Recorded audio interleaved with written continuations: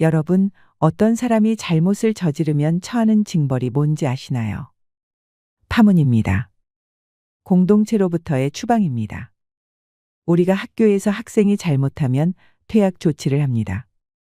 잘못을 저지른 죄인을 우리가 사회로부터 격리하기 위해서 감옥에 보내지요. 그런데 재밌는 건 그 감옥에서도 또 잘못을 저지릅니다. 그러면 감옥에서 독방으로 갑니다. 어쩌면 우리 인류가 어떤 특정 개인을 벌줄 때 최고로 줄 수 있는 벌이 그 사람을 외로움에 처하게 하는 형벌인 것입니다. 그래서 저는 살아오면서 잘못을 할 때마다 외로워지는 걸 선택했던 것 같습니다. 그런데 외로워지니까 너무너무 괴로워졌습니다. 사람은 누구나 잘못을 하고 반성을 하지요. 그런데 내 반성이 너무 깊어지면 자책이 되고 자책이 계속 이어지면 자학이 됩니다. 그래서 너무 힘들어집니다. 외로움은 형벌이 맞습니다. 이제는 고령화 시대입니다. 100세 시대는 모두가 다 외로워지는 시대입니다. 특히나 노인이 되면 외로워질 수밖에 없습니다. 왜냐하면 다니던 직장에서 물러나고 가족 내에서도 배우자가 먼저 떠날 수도 있고 그리고 자식들이 장성해서 독립하고 1인 가정이 많아지고 그렇게 노후에는 혼자 사는 분들이 많아지지요. 그래서 나이가 들수록 더 외로워지는 사람들이 많습니다. 이럴 때 우리는 앞으로 나는 어떻게 살아야 되나 생각하게 됩니다. 고민을 해봤습니다. 나는 지금 외로움을 벌처럼 받고 있는데 만약 모든 사람이 다 나처럼 이런 외로움이라는 형벌을 받게 된다면 어떨까? 개인으로 보면 고통이고 사회적으로 보면 손실이라는 생각이 들었습니다. 그러면 이 외로움을 벗어나는 방법은 없을까? 아니, 외로움이 적어도 괴로움이 아니라 즐거움이 되는 방법은 없을까 고민했습니다. 저는 방법이 있다고 생각했습니다. 그건 외로움이 찾아왔을 때 그 외로움을 반겨주라는 겁니다. 외로움이 나에게 찾아온 이유가 있습니다. 내가 사는 게 힘들었기 때문입니다. 내가 사는 게 힘들었고 사람들을 만나서 상처받았기 때문입니다. 그래서 사람들에게 상처를 받으니까 나는 혼자서 어디론가 탈출한 것입니다. 그래서 혼자서 우리는 거기서 외로워진 것입니다. 그래서 세월을 돌고 돌아 이제는 내가 나 자신을 찾아온 겁니다. 그동안은 사람들의 평가에 휘둘리느라 또는 세상 사람들의 눈치를 보느라 내가 나를 잊고 살았는데 이제서야 내가 나를 찾아온 것입니다. 이제는 나를 좀 돌봐줘 하게 되는 것입니다. 그럼 우리는 외로울 때 뭘 해야 될까요? 나는 무엇을 할 때 즐거운 사람인가 그걸 자꾸 찾아봐야 합니다. 내가 좋아하는 일을 계속 반복을 해봐야 합니다. 저는 다양한 일을 도전해 봤습니다. 이를테면 저는 혼자 집에 앉아서 게임도 하고 책도 읽습니다. 식물도 키우고 좋아하는 요리도 합니다. 그걸 하면서 살아보니 위로받는 느낌도 있고 좋더군요. 이제부터는 내가 혼자서 외롭게 괴로워하는 사람이 아니라 혼자서도 뭔가 즐거움을 찾는 사람이 되어야겠다는 마음이 든 것입니다. 그런데 제가 재밌어서 이것저것 하다 보니 사람들이 다시 모이게 됩니다. 야, 그거 재밌어 보인다. 야, 너 요즘 뭐 식물 키운다며? 야, 탁구가 그렇게 재밌어. 나도 한번 해볼까 하는 사람들이 모입니다. 그러니 이제 더 이상 외롭지 않게 됩니다. 이게 제가 깨달은 것들입니다. 50대 이후에 삶이 풍요로워지는 법. 50대 이상인 분들에게는 공통점이 있습니다. 어려서부터 공부를 열심히 하면 대학에 진학할 수 있었고, 대학에서 적당히 학점만 따면 누구나 다 취업을 할 수 있는 시절이었습니다. 왜냐하면 고도 성장기였기 때문입니다. 한국 기업들이 세계로 뻗어가는 시절이었고, 회사에 들어가서도 크게 사고 안 치고 적당히 버티기만 하면 승진할 수 있는 시절이었습니다. 그러다 보니 우리 또래들은 공부하고 일하고 이런 건 되게 잘합니다. 왜냐하면 공부했을 때마다 보상이 주어졌고 일했을 때마다 적절한 보상이 주어졌기 때문입니다. 그러다 보니까 놀 줄을 모릅니다. 50 이후에 삶이 풍요로워지려면 어떻게 하면 잘 놀 수 있을 것인가 그걸 공부하고 찾아야 합니다. 그걸 도와주는 방법 중 하나는 글쓰기에 있다고 생각합니다. 글을 쓰다 보면 나를 발견할 수가 있습니다. 책을 읽고 독후감을 쓰거나 내가 간 여행지에 대해서 여행기를 쓰거나 이런 것에 대한 글들을 많이 쓰다 보면 내가 뭘 좋아하는지 알게 됩니다. 은퇴 후의 시간이 두렵지가 않으려면 글을 쓰면서 나는 어떤 것을 할 때 행복한 사람이구나 하는 걸 깨달아야 합니다. 글쓰기는 자아 성찰로 이어집니다. 내가 좋아하는 일에 대해서 조금씩 기록을 해보세요. 그러면 어느 순간에 깨닫게 됩니다. 내가 가야 할 길은 여기구나. 이걸 발견할 수 있는 시간이 저는 은퇴 이후에 주어진다고 생각합니다. 불안과 외로움을 다스리는 법. 살다 보면 외로워질 때가 있습니다. 외로움을 연습할 수 있는 시간이 옵니다. 근데 우리가 그 연습할 수 있는 시간을 징벌의 시간으로 여기기 쉽습니다. 예전에 저는 회사로부터 큰 선물 3종 세트를 받았습니다. 정직 6개월, 대기 발령, 교육 발령. 회사에서 저에게 정직 6개월을 준 건 너 6개월 동안 혼자서 집에서 반성해. 나오지 마. 너 한번 힘들어봐. 너 한번 손들고 혼자서 반성하면서 내가 뭘 잘못했는지 곰곰이 생각해봐 하는 것입니다. 그런데 이게 저만 겪은 게 아닙니다. 사실은 여러분들 주변에도 회사에서 갑자기 난데없이 이상한 부서로 또는 엉뚱한 전출지로 발령이 나는 경우가 있을 것입니다. 그렇게 외로워질 수가 있습니다. 이럴 때 사람들은 분노가 일단 치밀 것입니다. 이 분노가 여러분을 잠식하도록 놔둬서는 안 됩니다. 왜냐하면 누군가 여러분에게 벌을 줬을 때 그 사람의 의도는 벌을 받으면서 혼자 막 씩씩거리길 바라는 것입니다. 화가 나서 스스로를 죽여갔으면 좋겠다는 의도입니다. 여러분이 분노에 휩싸이는 순간 그 의도에 그대로 부합해 주는 것입니다. 그래서 저는 누군가가 짱돌을 던지면 날아오는 짱돌을 보면서 잠깐 멈추고 그 짱돌을 가만히 들여다봅니다. 이렇게 보면서 쟤는 지금 나한테 이걸 짱돌이라고 던졌는데 혹시 이 안에 자세히 보면 금광석이라든지 예쁜 모래알이라든지 그런 게 있지는 않을까. 그래 보석까지는 아니더라도 이 안에 오묘한 뭔가가 있지는 않을까 생각합니다. 회사에서 정직 6개월을 주었을 때 제가 했던 생각은 나는 6개월이라는 시간을 선물 받은 셈이다. 어차피 6개월 뒤에는 다시 회사를 갈 거니까. 나는 6개월 동안 휴가가 나온 거니 이 시간을 한번 제대로 즐겨봐야겠다였습니다. 여러분, 살면서 사실은 늘상 그렇습니다. 항상 누군가가 또는 세상이 여러분에게 너 벌 좀 받아봐 하고 뭔가를 했을 때 혹시 이 안에 뭔가 선물이 숨어 있지 않을까, 이걸 상으로 만들 수 있는 방법이 없을까 생각해 보세요. 그러면 톰 소여 효과가 나타납니다. 톰 소여 이야기를 들려드리겠습니다. 집에서 톰 소여가 자꾸 사고를 치니까 폴리 이모가 톰 소여에게 친구들하고 놀러 가지 말고 땡볕 아래에서 담벼락에 페인트 칠이나 해. 이렇게 벌을 줬습니다. 톰 소여는 어떻게 했을까요? 그 벌을 받는데 혼자서 그림을 그리듯이 담벼락에다가 이것저것 그려보고 이게 너무 재미난 것처럼 신나게 그렸습니다. 그랬더니 지나가는 애들이 너 뭐 하는 거야? 이모가 너한테 벌 준 거 아니야 하고 묻습니다. 그러자 톰 소여가 말합니다. 지금 나 페인트 칠하고 있잖아. 말 시키지 마. 이거 아무나 못해 하면서 즐겁게 계속 페인트 칠을 합니다. 그러자 애들이 와서 나도 한번 해볼까 합니다. 그러자 톰 소여는 다시 말합니다. 야, 이거 아무나 함부로 시키는 거 아니라니까. 그러면서 다시 열심히 재미나게 합니다. 나중에는 친구들이 톰 소여한테 야, 장난감 줄 테니까 나도 한번 해보자는 겁니다. 제가 얘기하고 싶은 건 세상이 여러분에게 벌을 줬을 때 이 벌을 여러분이 즐기시면 많은 것이 달라집니다.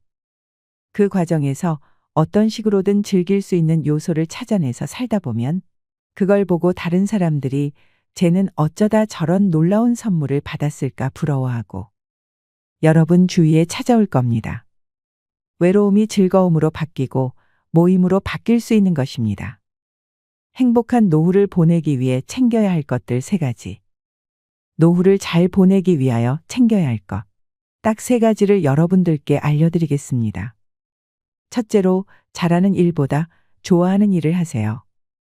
은퇴 후는 자기의 꿈을 찾아갈 수 있는 시간입니다. 잘하는 일보다 좋아하는 일을 할 수 있는 시간입니다.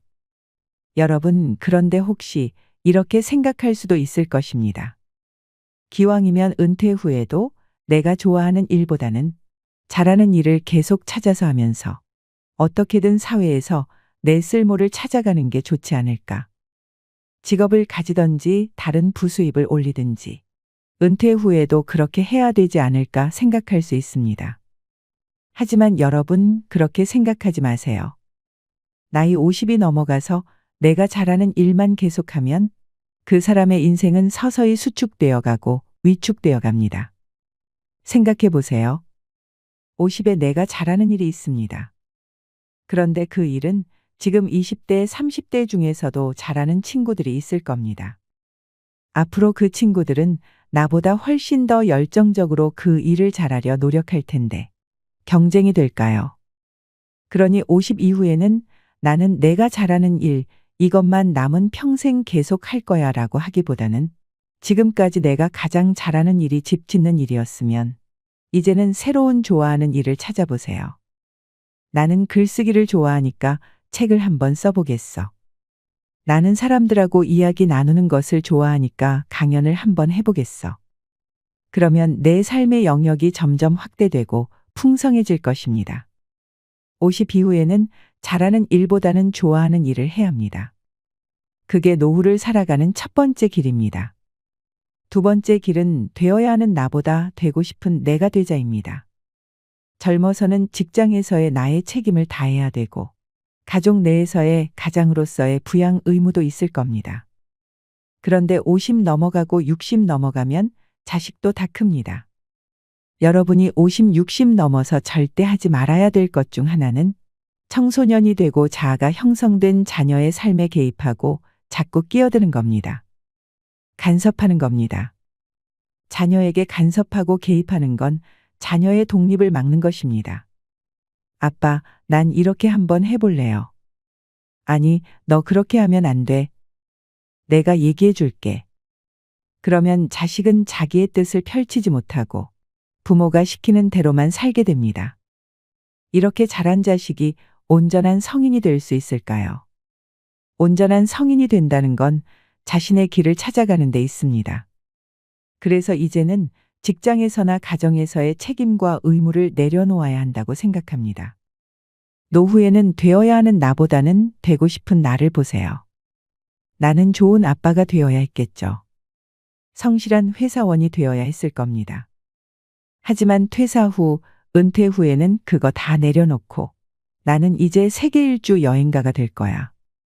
나는 전 세계 여행을 하면서 살 거야. 명산을 탐방하는 등산가가 될 거야. 나는 예쁜 꽃이 피어난 풍경을 찍는 사진 작가가 될 거야. 이렇게 마음을 먹고 살아가시길 바랍니다. 세 번째는 소소한 즐거움을 찾아야 합니다. 그 과정에서 저는 소소한 즐거움이 있었으면 좋겠습니다. 이제는 커다란 목표, 이런 건 없습니다.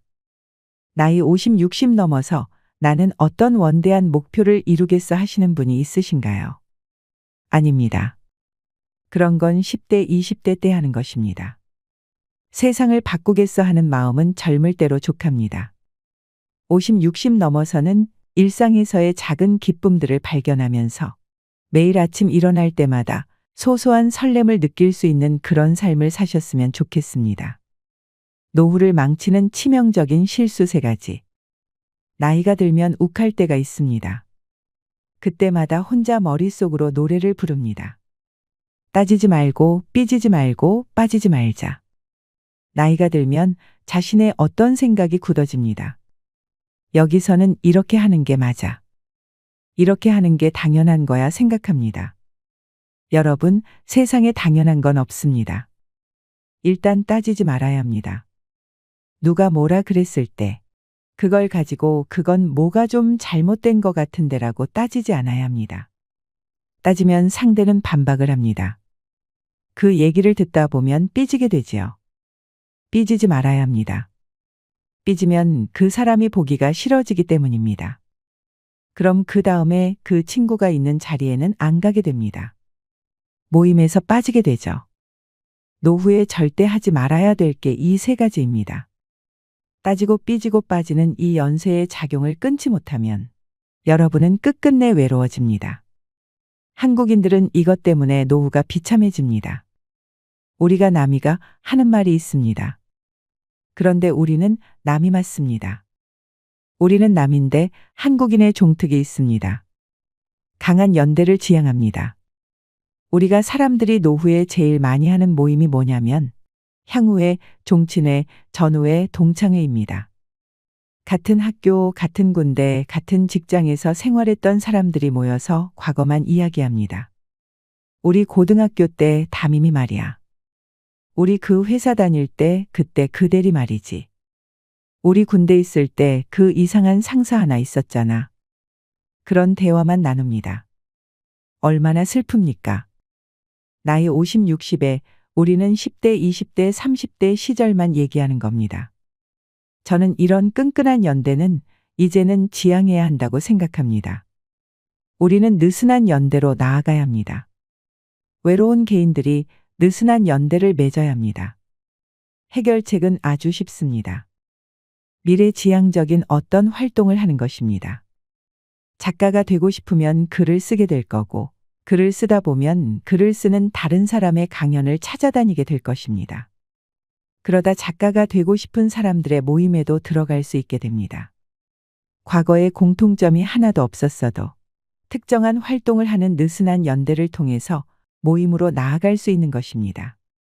인생을 행복하게 살기 위해 가장 중요한 것. 인생을 즐겁게 사는 팁 하나를 드리겠습니다. 주위 사람들을 바꾸는 방법입니다. 이건 진짜 중요합니다. 왜냐하면 우리 삶의 행복도를 결정하는 데 있어서 내 주위에 있는 사람들의 영향을 많이 받기 때문입니다. 여러분, 회사에서 누가 괴롭히면 엄청나게 힘들어집니다. 그리고 부모님이 됐건 배우자가 됐건 자녀가 됐건 가족과 서로 충돌이 있으면 엄청나게 삶이 힘들어집니다. 그런데 여러분, 주위 사람들은 바꿀 수 없지만 여러분 주위 사람들을 바꿀 수는 있습니다. 무슨 얘기냐면 주위에 있는 어떤 사람, 한 사람 한 사람은 바꿀 수가 없습니다. 사람마다 자신만의 어떤 특성이 있고 그 사람이 살아오면서 환경에 따라서 만들어진 성격이 있기 때문입니다. 그래서 우리 주위의 사람을 바꿀 수는 없습니다. 한 사람 한 사람, 저 사람을 바꿔야겠다. 저 사람이 왜 저런 생각을 하지? 그러다 보면 내가 괴로워집니다. 그 사람들은 안 바뀌기 때문입니다. 그렇다고 너 이거 잘못됐어. 너 이거 바꿔야 되라고 싸우면 더 힘들어집니다. 사람은 절대 바뀌지 않습니다. 그 사람이 그렇게 생각하는 건 나름의 이유가 있는 겁니다. 그러면 뭘 바꿀 수 있느냐? 주위의 사람은 바꿀 수 있습니다. 이를테면 내가 교도소에 있으면 주위에는 나쁜 놈들이 많습니다.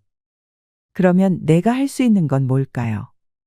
모범수로 착하게 살아서 빨리 가석방이 돼서 나가는 거겠죠. 그런데 감옥을 나가는 게 중요한 게 아닙니다. 나가서 나와 나쁜 길을 걸었던 옛날 친구들을 만나면 다시 감옥으로 갈 수도 있습니다. 그러면 내 주위에 있는 사람을 바꿔야 되는데 그때 해야 될 건 나가서 좋은 사람들이 있는 곳으로 가는 것입니다. 공부하는 공동체라든지 봉사하는 활동 모임도 좋습니다. 좋은 일을 하는 사람들이 있는 곳에 가서 그 사람들하고 같이 있어 보세요. 그렇게 내 주위의 사람을 바꿀 수는 있습니다. 그런데 여기까지 가기에는 한 가지 단계가 필요하다고 생각합니다. 내가 바뀌어야 합니다. 나쁜 친구들하고 살던 내가 이제는 봉사활동을 찾아다니는 사람으로 바뀌어야 되는 겁니다. 여러분이 행복한 인생을 위해 조심해야 할 것이 있습니다. 요즘 유튜브를 통해서 엄청나게 많은 자기계발 메시지를 접할 수가 있습니다. 헬스클럽 가서 운동할 때 제일 안타까운 분들이 있습니다. 영상을 보면서 운동도 하시는 분들입니다. 마음 공부도 하고 있고 지식도 쌓고 있어. 나는 두 가지를 동시에 하고 있어 하면서 흐뭇해합니다. 하지만 그 멀티태스킹은 의미가 없습니다. 운동할 때는 내 근육이 어떻게 움직이고 내가 지금 어떤 운동신경을 쓰고 있는지 이걸 하나하나 느끼면서 해야 합니다. 그리고 중요한 건 하루에 10가지를 배우려고 하지 말고 한 가지를 배우더라도 그 한 가지를 어떻게 실천할까 그걸 고민하셔야 합니다. 인풋만 하지 말고 아웃풋을 해야 합니다. 그렇다면 내가 깨달은 바를 실천할 수 있는 방법은 무엇일까요? 외로워야 합니다. 외로운 시간을 가지셔야 합니다. 외로울 때 우리는 나에게 집중할 수가 있습니다.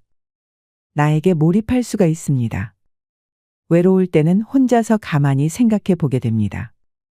그 사람은 그렇게 했는데 과연 내가 그걸 할 수 있을까? 이 순간 내가 실천할 수 있는 건 뭘까? 사람은 외로워야 자신이 실천할 수 있는 방법을 찾을 수가 있습니다. 남의 얘기를 계속 듣기만 하면 그냥 과포화 상태로만 가고 그걸 내 것으로 만들어내지는 못하게 됩니다. 그래서 저는 이 두 가지 상태를 오갔으면 좋겠습니다. 행복한 노후를 위해서는 딱 세 가지만 기억하세요. 회복 탄력성은 우리가 노후를 살아가는 데 있어서 가장 중요한 힘 중 하나라고 저는 생각합니다. 회복 탄력성은 실패를 했을 때 다시 일어나는 힘입니다. 넘어졌을 때 다시 회복 탄력적으로 팅하고 일어나는 힘을 회복 탄력성이라고 합니다. 고난과 실패는 인생을 통해서 늘 찾아옵니다. 20대, 30대 때 우리는 많이 실패합니다. 연애하다가 실패하기도 하고 취업에 실패하기도 하죠.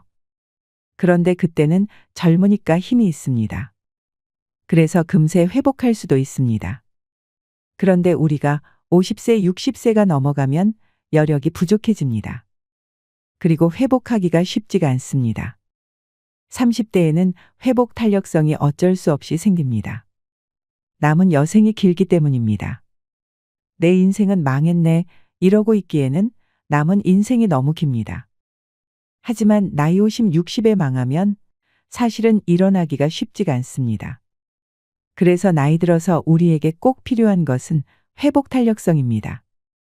회복 탄력성이 있으면 나이 들어서 고난과 시련이 와도 다시 일어날 수가 있습니다. 이게 없다면 고난과 시련의 시간이 길어질 수 있겠죠. 고난과 시련이 왔을 때 회복 탄력성을 방해하는 세 가지 요인이 있습니다. 첫째로 주위 사람들이나 SNS를 보면 왜 나만 힘들지? 다른 사람들은 다 잘 사네 이런 생각이 듭니다. 세상 사람들 다 잘 사는데 나만 힘들다라는 착각이 회복을 힘들게 합니다. 두 번째로는 회사 생활할 때는 일이 내 인생의 전부였는데 퇴직하고 나면 내 인생은 이제 아무것도 안 남는 건가? 내 인생의 의미는 없는 건가 하는 착각이 회복을 힘들게 합니다. 그러니까 일은 내 인생에 있어서 일부분인데 마치 이게 전부인 것처럼 최선을 다하고 일을 하면서 산 사람들은 일이 끝났을 때 내 인생의 의미는 어디서 오는 거지 하며 힘들어합니다. 하는 일을 인생의 전부인 것처럼 착각할 때 생기는 어떤 괴로움이 있습니다. 세 번째로는 지금 괴로운 건 참겠는데 남은 평생 계속 이렇게 힘들면 어떡하지? 앞으로도 이 괴로움이 끝나지 않는다면, 이 외로움이 끝없이 이어진다면 어떡하지 하는 생각이 회복을 힘들게 합니다. 이 세 가지가 저는 회복 탄력성을 방해하는 요소들이라고 생각합니다. 이것을 극복하는 방법은 무엇일까요? 스스로에게 세 가지 질문을 던지면 됩니다. 첫째로 과연 진짜 나만 힘든 걸까 생각하는 것입니다. SNS에 보면 맛있는 거 먹고 여행 가서 사진 찍고 즐거워 보이지만 어쩌면 이 사람도 자기 인생에서 가장 즐거운 순간을 기록해서 올린 거고 나머지 시간에는 나처럼 불러주는 사람도 없고 할 일도 없고 다들 이렇게 힘든 거 아닐까 질문해 보는 것입니다. 둘째로 이것이 과연 인생의 전부인가 생각해 보세요. 특히나 노후에는 60 이후에는 새로운 삶의 의미를 찾아가야 합니다. 일만으로 내 인생을 정리할 수 있을까라는 질문이 있어야 합니다. 사실 나이 들어서는 취미 생활을 열심히 하다 보면 취미가 다시 일이 되기도 하고 일이 안 되어도 즐거운 활동이나 재미난 일을 꾸준히 함으로써 거기에서 얻는 인생의 의미도 있습니다. 그러니까 너무 직업이라는 것과 돈을 버는 일에만 인생을 국한시키지 않았으면 좋겠습니다. 돈이 마치 전부인 것처럼 생각하지 마세요. 돈을 벌지 않고도 보람 있고 의미 있는 일도 있기 때문입니다. 7대 3 비율을 기억하세요. 봉사활동이 됐든 취미 활동이 됐든 다른 일을 3 정도는 찾아보세요. 직장에 쏟는 열정이 7이었다면 직장 생활이 끝나고 난 후에 이어갈 수 있는 다른 건 무엇이 있을까를 찾아보셨으면 좋겠습니다. 세 번째 던져야 할 질문은 그래서 노후에 외로운 게 과연 나쁘기만 한 걸까라고 생각을 한번 해봐야 합니다. 왜냐하면 외롭다는 건 나의 욕망에 집중할 수 있다는 말이기도 하기 때문입니다. 우리가 외로울 때 나는 뭘 할 때 즐거운 사람일까라는 질문을 던질 수 있는 것입니다. 다른 사람을 만날 때는 아무래도 신경 쓸 일이 많습니다. 얘 뭐 좋아하지? 얘 만날 때 무슨 얘기를 하지? 이런 데에 신경을 쓰게 됩니다. 그런데 만나는 사람이 없을 때는 나만 챙기면 되지요. 내가 무엇을 할 때 즐거운 사람이지 이걸 계속 챙길 수 있는 것입니다. 그러면 남은 삶이 아무리 긴 삶이라도 내가 나를 챙길 수 있다면 힘들지 않을 수 있습니다. 고난과 시련이 왔을 때 나는 나를 챙길 수 있으면 좋겠습니다. 오늘부터는 나 자신부터 챙겨보세요. 50 넘어 후회 없는 인생을 살아가기 위한 3가지 지혜. 저는 회복 탄력성을 키우기 위해서 던져야 할 3가지 질문이 있다고 생각합니다. 첫 번째 질문으로 모든 사람이 나를 좋아하고 인정해 줄 수 있을까요? 아닙니다. 그럴 수 없습니다. 보통 우리는 10사람을 만나면 좋아하는 사람이 3, 4명이 있고 그냥 그런 사람이 한 4, 5명 있고 왠지 한두 명은 마음이 별로 안 가는 사람이 있습니다. 마찬가지로 내가 만나는 사람이 10사람이면 그 10사람 중에서 나를 별로 안 좋아하는 사람도 한두 명 있을 수 있습니다. 그걸 받아들여야 합니다. 모든 사람에게 내가 인정받고 존중받아야만 한다는 그 마음을 내려놔야 합니다. 기본적으로 모든 사람이 좋아하는 사람이 있습니다. 그 사람은 되게 인생을 피곤하게 살고 있는 겁니다. 자기를 죽이면서 살고 있는 겁니다. 그냥 내 개성대로 내가 좋아하는 대로 살다 보면 나랑 안 맞는 사람이 분명 있습니다. 취향이 안 맞는 사람은 당연히 안 좋아할 수 있겠지요. 그것 또한 받아들여야 합니다. 두 번째 질문으로 모든 일에 유능해질 수 있을까요? 내가 과연 모든 일을 다 잘할 수 있을까요? 아닙니다. 노후는 수능이 아닙니다. 수능 준비는 모든 걸 다 잘해야 합니다. 하지만 노후에는 딱 한 가지만 잘하면 됩니다. 제 어머니께서 탁구장을 다니십니다. 탁구장에서 오로지 탁구 하나로 하루 종일 정말 재밌게 사십니다. 줌바 댄스 학원에 가서 춤추는 동작 하나로 하루의 스트레스를 다 날려버리시는 분들도 있습니다. 노후에는 다 잘할 필요가 없습니다. 노후에는 딱 하나만 잘하면 됩니다. 모든 일을 잘할 필요가 없다는 것을 기억하시면 좋겠습니다. 세 번째 질문으로 모든 문제에 완벽한 해결책이 있을까요? 완벽한 해결책은 없습니다. 완벽한 해결책은 언제 찾는 줄 아시나요? 30대 때 찾는 것입니다. 많은 30대가 이상주의자이기 때문에 반드시 이 문제는 완벽한 해법이 있을 거야라고 생각합니다. 그런데 50이 넘어가면 알게 됩니다. 나이가 들수록 우리는 현실주의자가 됩니다. 그리고 조금 더 너그러워지죠. 그래 뭐 살다 보면 사람이 실수할 수도 있고 그럴 수도 있는 거지 뭐. 사람이 오죽하면 그랬겠어. 오죽하면이라는 생각을 할 수 있어야 한다고 생각합니다. 모든 문제에서 완벽한 해결책은 없습니다. 그러니까 3가지만 질문하시면 됩니다. 모든 사람에게 인정받을 수 있을까? 모든 일에 유능해질 수 있을까? 모든 문제에 완벽한 해결책이 있을까? 이 세 가지 질문을 던져보고 나면 마음이 조금 편안해지실 수 있습니다. 거기에서 회복 탄력성이 시작한다고 생각합니다. 그런데 우리 중에서는 외로워도 돈만 있으면 행복하다라고 생각할 수 있습니다. 그렇다면 한번 생각해 봅시다. 그래서 크리스마스 캐롤에 나오는 스크루지 영감이 행복했나요? 전형적인 외로워도 돈 많은 사람이었습니다. 돈이라는 게 어느 정도 있어야 되는 건 맞습니다. 하지만 이게 답이 없습니다. 내가 돈이 이 정도 있으면 나는 행복할 거야 라고 생각했는데 돈이 있어도 여전히 외롭게 사는 사람이 많습니다. 외로운 사람들의 특징 중 하나가 타인과 비교를 쓸데없이 많이 하는 것이라고 합니다. 그분들이 외로워지는 이유가 타인과 비교해서 점점 외로워지는 겁니다. 나보다 너무 많이 가진 사람을 보면 내가 위축이 되기 때문에 그 사람은 안 만나. 그리고 나는 돈이 되게 중요하다고 봤는데 누구는 돈이 너무 없어. 이렇게 돈 없는 애를 내가 만나서 뭐해 또 안 만나. 그래서 외로워지는 겁니다. 타인과의 비교를 끝없이 하는 사람은 돈이 많아도 나보다 많은 사람을 보면서 여전히 위축이 되고 더 가져야겠는데 생각하면서 돈만 계속 벌려고 하는 겁니다. 돈 중요하지요. 그런데 돈이 정말 인생 최고의 가치라고 생각하시나요? 이를테면 평소에 가족들에게 그래도 내가 가장으로서 돈을 벌어다 주니까 너는 내 말을 들어야지라고 생각하면서 가부장적인 자세를 가지고 군림하면서 살았던 아빠가 있습니다.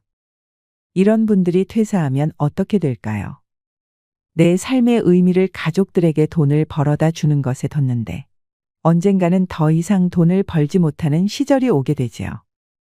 그럼 이런 분들은 멘붕이 오고 직장을 그만두고도 끊임없이 돈을 벌기 위해서 막 찾아다니게 됩니다. 저는 돈으로 내 삶의 모든 조건을 완성시킨다고 생각하지 않습니다. 돈보다 더 중요한 게 많습니다. 특히나 노후에 있어서 행복에 있어서 가장 중요한 것 중 하나가 의외로 친구입니다. 진정한 친구들만 많이 있어도 행복할 수 있습니다. 혼자서도 잘 사는 사람들은 누구와도 친구가 될 수 있는 사람입니다. 제가 좋아하는 영화 중에 칠곡 가시나들이라는 영화가 있습니다. 그 영화에 보면 경상북도 칠곡에서 70 넘은 할머니들이 한글을 배우는 장면이 나오는데 저는 그 영화를 보면서 친구들만 있어도 이렇게 노후에 재미지게 살 수 있구나라는 걸 느꼈습니다. 그런데 돈 모으는 건 힘든데 친구 모으는 건 은근히 쉽습니다. 저는 여러분들이 돈을 모으려고 노력하지 말고 노후에는 친구를 모으려고 노력하셨으면 좋겠습니다. 친구 모으는 방법은 아주 쉽습니다. 돈은 내가 돈을 좋아하면 운이 달아납니다. 돈을 좋아하면 할수록 돈이 점점 멀어집니다. 투자 서적에서 제일 많이 하는 얘기가 있습니다. 이를테면 당신이 어떤 일을 하는데 오로지 돈을 벌기 위해서 그 일을 한다면 그 일을 하는 재미는 점점 떨어질 것이다. 하지만 일이 좋아서 재미있어서 열심히 하다 보면 돈은 저절로 찾아올 것이다. 내가 돈을 신경 써서 돈이 날 찾아오는 게 아니라 내가 좋아하는 일을 열심히 하다 보니까 돈이 오더라 하는 것입니다. 하지만 사람은 반대입니다. 내가 누군가를 좋아하면서 계속 쫓아가면 대부분의 사람은 나를 좋아해 줍니다. 돈은 내가 좋아하면 좋아할수록 달아나는데 사람은 다가옵니다. 날 되게 좋아하네. 만날 때마다 그 마음이 느껴지면 나도 그 사람이 좋아집니다. 만약 내가 좋아했는데 이 사람은 날 그렇게까지 안 좋아한다고 해도 괜찮습니다. 다른 사람을 좋아하면 됩니다. 좋아하는 사람을 여러 늘리세요. 그리고 그 여러 중에서 나하고 마음을 주고받는 좋은 사이가 분명 생길 겁니다. 그리고 노후에는 사람을 하나하나 따져보지 마세요. 나랑 정치적 성향도 비슷하고 경제적인 수준도 비슷하고 다 똑같은 사람을 만나려고 하면 만날 친구가 몇 안 됩니다. 그러지 말고 이 사람이랑 탁구를 치러 가면 탁구를 나하고 너무 잘 쳐주네. 이분은 어디 갔다 와서는 신기한 얘기를 잘해주네. 야, 근데 이 친구는 꼭 만나면 나한테 재미난 책을 소개해주네. 한 가지만 맞는 게 있으면 그 한 가지 매력에 흠뻑 빠져서 그 사람을 좋아하게 됩니다. 그러면 친구는 엄청나게 늘어날 겁니다. 친구를 사귀셔야 됩니다. 이것을 방치하면 내 몸이 서서히 죽어갑니다. 노후에 제일 피해야 될 건 두 가지라고 생각합니다. 질병과 치매입니다. 외로워서 힘든데 심지어 몸까지 아프면 정말 괴로울 겁니다. 근데 저는 질병과 치매를 부르는 요인 중 하나가 외로움이라고 생각합니다. 그런데 외롭다고 아무나 만나면 안 됩니다. 그런데 아무도 만나지 않고 내 고집대로만 살다간 외롭게 죽게 됩니다. 마음이 안 맞는 사람이 있으면 그냥 안 보면 되는 거고, 취향이 안 맞는 모임이면 안 나가면 되지. 왜 이렇게 인생을 피곤하게 살아 할 수도 있겠지만, 그 전에 우리가 알아야 하는 사실 하나가 있습니다. 저는 우리가 외로움을 잘 다루어야 한다고 생각합니다. 특히나 노후에 외로워지는 것은 더 중요한 문제입니다. 따지고 삐지고 빠지다 보면 우리는 외로워집니다. 외로움이 주는 가장 큰 문제가 있습니다. 뇌가 게을러집니다. 우리 뇌가 인지적 기능을 가장 활발하게 할 때는 낯선 사람을 만났을 때입니다. 낯선 사람을 만나면 우리는 약간 긴장합니다. 이 사람에게 내가 말을 실수할 수도 있어 생각하게 됩니다. 그래서 낯선 사람을 만나면 얘기를 하면서 끊임없이 반응을 살피게 됩니다. 이 사람은 어떤 얘기를 좋아할까? 뇌를 움직이는 겁니다. 그런데 이 일을 안 하는 때는 외로울 때입니다. 혼자 있을 때는 그냥 가만히 있으면 됩니다. 그러면 뇌가 게을러지고 뇌는 점점 쪼그라듭니다. 근육도 마찬가지입니다. 안 쓰면 퇴화합니다. 뇌도 근육이 위축되는 것하고 똑같습니다. 우리가 사람을 만날 때 피곤하고 힘들고 괴로워도 만날 필요가 있다고 생각합니다. 만남이 주는 어떤 정신적 부담이 우리 뇌가 할 수 있는 근력 운동이기 때문입니다. 가끔은 사람을 만나서 눈치도 보고 분위기도 살피고 머릿속으로 떠올리면서 새롭게 해석을 해야 합니다. 상처 주는 말을 들으면 보통은 상처받고 마는데 그 말을 해석해서 이 사람은 나한테 조언해 준 거야. 나한테 도움을 주려고 한 얘기니까 고깝게 들을 필요 없어. 이런 생각을 자꾸 해봐야 합니다. 하지만 요즘 우리는 사람을 안 만나도 된다고 생각합니다. 그냥 유튜브에서 내 성향이라든지 정치적 지향이라든지 비슷한 사람들끼리 하는 얘기만 가만히 듣고만 있으면 전혀 피곤하지 않습니다. 그냥 조용히 편안해질 수 있죠. 하지만 나이 들어서 그러면 뇌가 빨리 늙습니다. 그러지 않았으면 좋겠습니다. 온라인에서 만나는 편안한 관계들에만 너무 익숙해지지 말고 오프라인에 나가서 낯선 사람들과의 모임도 자꾸 해보셨으면 좋겠습니다. 노후에는 따지지 말고 삐지지 말고 빠지지 마세요. 그러면 당신의 노년은 인생이 주는 최고의 선물이 될 것입니다. 이상으로 시니어를 위한 모든 것, 시니어 연구소였습니다.